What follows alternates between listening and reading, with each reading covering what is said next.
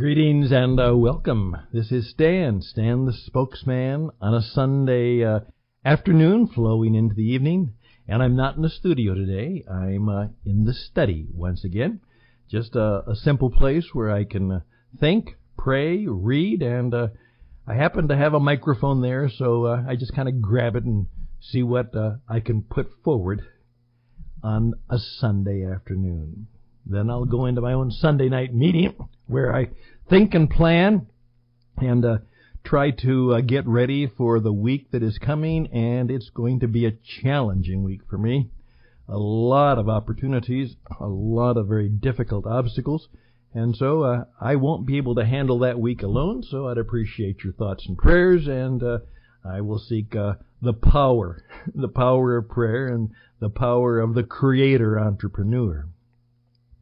Well, the title came from a couple stories that came to me just recently, like within the last few hours. Yesterday, I had a conversation with my friend Bob Ketchersid. Now, I'll make a long story very, very short. Bob and I worked together over 30 years ago at a large missionary radio station, one of the biggest stations in the Western Hemisphere. It was called Trans World Radio, and it was located on the small little island of Bonaire down in the southern Caribbean. You may have heard of Aruba and Curacao. There's Bonaire. And the reason it was chosen is it turns out that that particular place in the world is one of the best places for broadcasting. And even Radio Netherlands had a station there, and Trans World Radio was there. Other than that, it's rather a small little island that had about 9,000 people and 40,000 goats, and rather primitive. But we were there, and we worked together, both on the news and on the radio programming. And we became very, very good friends and close friends, and we've kept in touch. Obviously, I left that kind of work and spent the last 25, 30 years not being a broadcaster formally, but being a business performance coach, but did a lot of broadcasting. Bob, after he left the work, he did exactly what he wanted to do. Now, remember, before he was with Trans World Radio, he had been one of the big guys, one of the big shots at WSB Radio in Atlanta, Georgia. I mean, that was the station. You know, think about those days, and every big city has the radio station, and to work for that radio station was the honor of the industry. And it was WSB in Atlanta. Probably still is in many ways. And he gave up the job as news director and a program personality. He had interviewed all the pop and rock stars and many of the celebrities and famous people of that time, as well as putting on the news programs. He told me that he was a good friend of Martin Luther King Jr. and had interviewed him on several occasions, and sometimes he just would sound like, the people of the times he had done that work with. But he didn't return to WSB. Instead, he went and bought with a partner, a small little radio station in Athens, Tennessee. And that's where he has lived and worked as this man who turns on the radio station and is a small local broadcaster, and the community embraces him mightily. Bob's had some good luck. He's had some bad luck. A few years ago, we were deeply saddened when we heard that his good wife and wonderful woman, Judy, had stumbled just at the top of the steps in their home, fell down, hit her head, and later died. Incredible. So he suffered through that, and then through a battle of melanoma and cancer, and still deals with that every day. And so we keep in touch, and I simply said, "How you doing, Bob?" And he said, "Well, I'm doing okay." And I said, "Good, because, okay is oftentimes as good as it gets." And he says, "Stan, that's true with me." And then he went on to say, "But, I've got to take it careful because, with my condition, I really have to be careful. I go to the radio station, which was a small place, But he said, in our little town here, COVID has hit the town quite hard for a little town. He said, we've got a number of people in our church who have COVID, and so we've obviously got to be very careful about that. And he said, there's two friends, he said, well, acquaintances, but I was friendly with them, who've died of the COVID disease. And so he said, obviously with my condition, I mask up and I don't go out, and used to love to go out to restaurants after working a day with some of my friends and go to church at the Wednesday service, but I can't do any of those things. I'm pretty well locked in, except for the time where I do radio work, and some of that I even do from my home. So you got the deal there. Wow. So that's where he's at. And I said, boy, I'm fortunate to, here we are in Arizona, we've had the spike, but so far we're safe and sound and happy and good and grateful for that. Well, that's the first story. But COVID. Second story was this morning when the pastor told of a moment that he had that was kind of what he called a click moment, when something clicks and all of a sudden something becomes quite clear. He tells a story that a number of years ago, he had taken a study leave from his pastorate, and during that time he volunteered to work in an AIDS ward in the local hospital.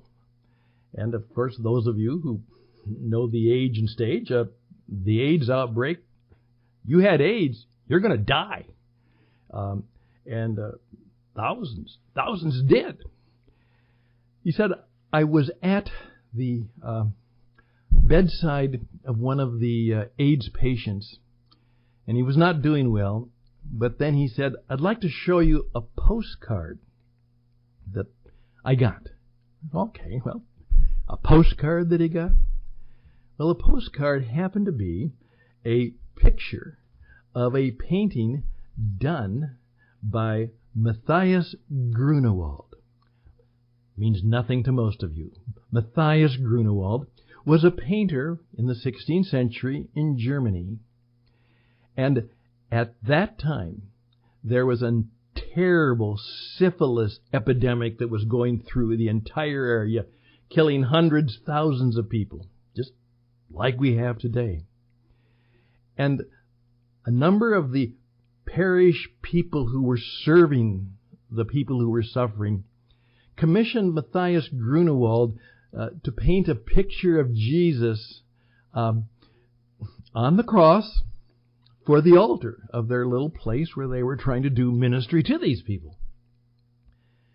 And in the postcard picture, what Grunewald did is he put on the picture of Jesus all of the sores that the people who were going through the syphilis epidemic suffered. So in effect, the picture of Jesus on the cross had Jesus as a fellow syphilis sufferer.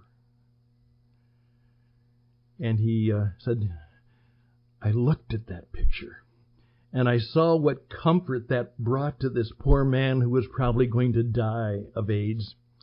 And he said, all of a sudden, it clicked.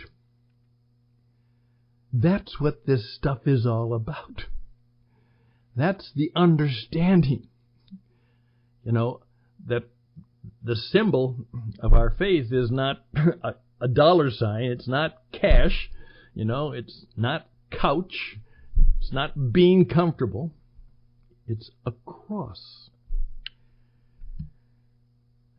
I was struck by the entire story. I literally almost started to cry this morning. And then all of a sudden I heard the word. Do you think Jesus, if he were here today, would have the COVID? I'm sure he'd be working among the first-time helping, healing people. He'd certainly be involved in the epidemic, but maybe he would have gotten the COVID. And then I'm reminded that both theologically and maybe philosophically, but more important, experientially, is right today. Jesus is bearing with the people who bear the virus. He's bearing it with them. He cares so much for them, he is bearing it with them. In effect, I think the answer to my question is, does Jesus have COVID? I think he probably does.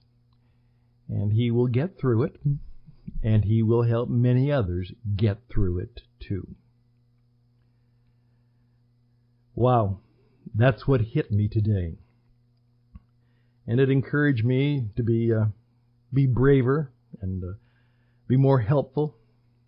I remember at that same time, one time when I was back in Minneapolis, one of my friends said that one of his friends was dying of AIDS, and he said, "Would you go with me to the hospital? Because I don't know what to do." So I went with him, and the man was there, and he was obviously in a very bad condition. And so I simply put my hand on his forehead and held his hand and prayed.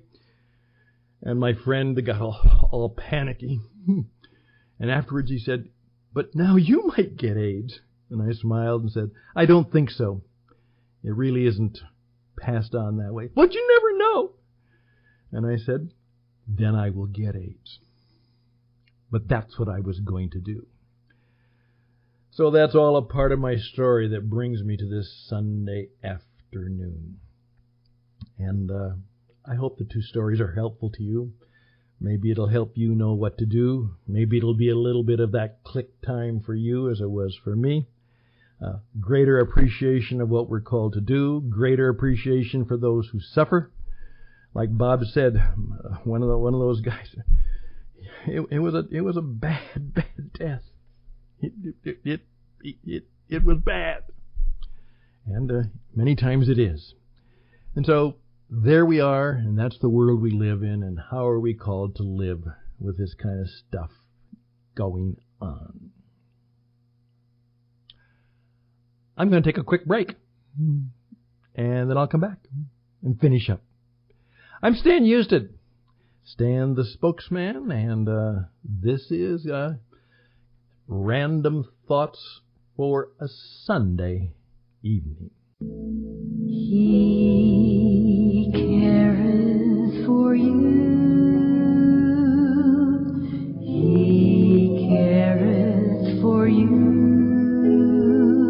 When the worries and cares of your life seem to block out the rays of his light, never forget, never lose sight, for he careth for you, for he careth for you.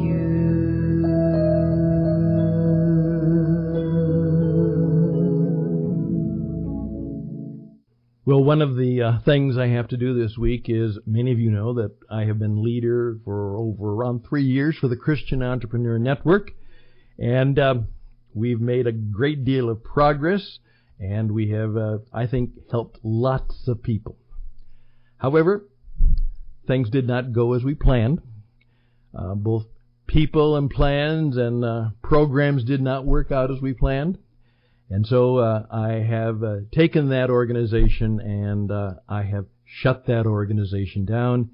And in doing so, we're going to start something quite new, but very similar. It's called now the Institute for the Study, Teaching, and Promotion of Christian Entrepreneurship, because it's vital in today's world that men and women of faith in the marketplace, that we have men and women in the marketplace of faith, and they know how to do it well and make their marks, and we want to help people do just that. We're going to have a very different view of how we will do it. I will no longer seek to try and make any money or living from it, which was part of the plan. It now will be totally devoted to helping those who can help us by bringing all kinds of wisdom, insight, and truth to all entrepreneurs and Christian entrepreneurs around the world. And then at the same time, raise a few funds to help worthy entrepreneurs around the world. Because you understand that in many parts of the world, if you're a Christian, your career and life opportunities are very closed down, and the way you make it is you have your own business, your own career, your own opportunity, because you are fully discriminated against in the systems of those countries. So that's kind of our mission coming forward.